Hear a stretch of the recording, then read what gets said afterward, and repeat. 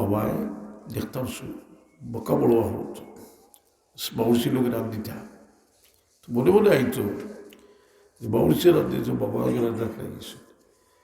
এটা হইল বুজুর্গ হলো তালিম, যে খেদমত করা। আর খেদমতরে তাই অত গুরুত্ব দিতা যে আগে তো ইফতার বাটিয়া দিয়া বলো হয় মানে বাজুরি গেলে তো আর কথাবার্তা না, বাটিয়া দিয়া তাই ও ইফতার হলো বইয়া খাইতা ছাত্রগুলোর লোকে খেদমত করিয়া গেছেন আল্লাহর ওয়াস্তে, যার কারণে এটার প্রভাব গিয়ে পড়ছে সব। যেন হওয়া যায় যে হজরত সাহেব কিবলার দারুল কেরাত হইলে পাবলিক মানুষ অনেক মানুষ ঘর বসলো কি মানুষ হয়ে শরিক হয়ে যায়, শরিক হয়। তো শরিক হয়ে যে এটা হইল খুলুসিয়তর কারণে আমি যখন আজকে সামনে রোজগার শরীফ আমি একটা অনেক অনেক দারুল কেরাতের লোকের সম্পর্ক নাজিম সাহেব আছে।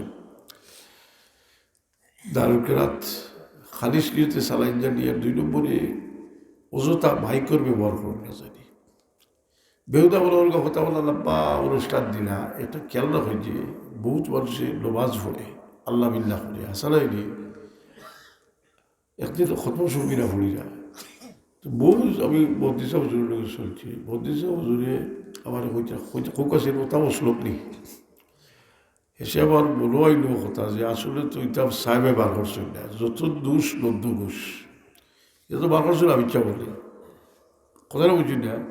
আমি কইলাম না যে সঙ্গীরা ফোড়াইতে আমি তো ফোড়াই, কিন্তু ফোড়াইলে আচ্ছা হত্যা হলে লিমিটেড সময় আর আরেকটু গাছ করতে পারেন যদি ফুলতলির যে খালকা হয় ওই 1000 খানেক মানুষ তো প্রত্যেক মাসও হয়, 1000 উপরেও হয়।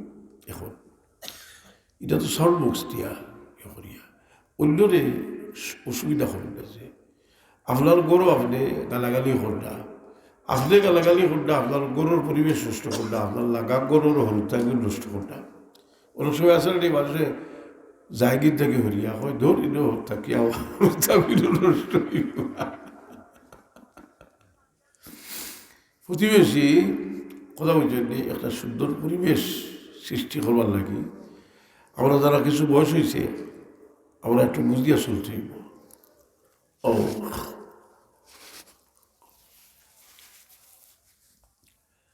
কারণ হইল যে আমরা যে একটা পরিবেশ দিনই পরিবেশ ওটার মাঝেও শান্তি, ওটার মাঝেও শান্তি।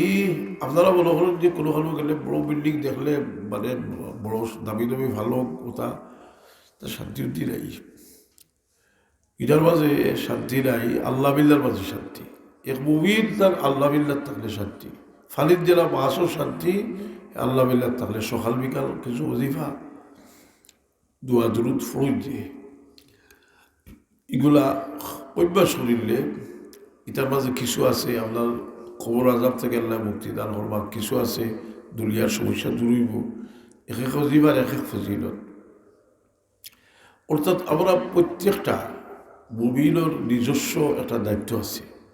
একটা মানুষ আছে দেহ জানি খালি খালি দোয়া লইতে চায়, দোয়ার খাও করে না, দোয়া লইতে চায়। কথা বুঝি জানি দোয়ার খাম করিয়া আর মাঝে হইতে আল্লাহ কবুল করো। এই মানুষের খাম করতে করতে কোনো জিনিসের লোকে মানুষের একটা খুলুসিয়ত পয়দা হয়ে যায়। যখন একজন মানুষের সবসময় নফল নামাজ পড়ে হে যদি মানুষের মাঝখানেও পড়ে তবে তার রিয়াই তো নাই, কারণ তার বেটার আদত হয়ে গেছে। একজন মানুষের সবসময় দান করে মানুষের সামনে দিলেও তবে যে কোনো দান হয় না তো ওলা একটা ব্যবস্থা রাখেন জানি যে বাদে কুটা দিবার কোনো সুযোগ থাকতো না। কথা বুঝেননি, কারণ দান খয়রাত করিয়া কুটা দিলে আল্লাহ কি তা কই লা তুবতিলু সাদাকাতিকুম বিল মান্নি ওয়াল আযা, কুটা দিয়া আর কষ্ট দিয়া তোমার দান খয়রাত নষ্ট করিও না। তেও একজনে আরেকজনের সহযোগিতা, একজনে আরেকজনের স্বার্থ বুঝতাম। হাদিস শরীফ আইছে ওয়া ইউহিব্বু লিআখিকা মা ইউহিব্বু লিনাফসিক, নিজের লাগি যে জিনিসটা বালা তোমার বাই ভালো জিনিস যেটা ভালো ভালো হলো তোমার বাই লাগিও এটা পোষণ করতে।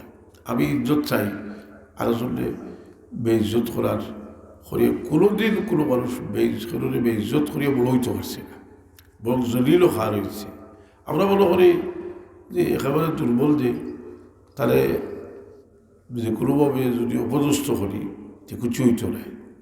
জি তেকিরা বলে এক কুকুরে সাহায্য করিয়া ব্যস্ত গেল, একটা বিলাইরে উপাস মারিয়া দুজক গেল।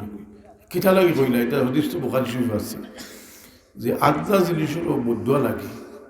আগর বছর শুনে আল চইয়া গরুরে আলিয়া বর্ধমান টিভি একটা গরুর বদুয়াই লাগবো, কথা বুঝতে এটা অবস্থা।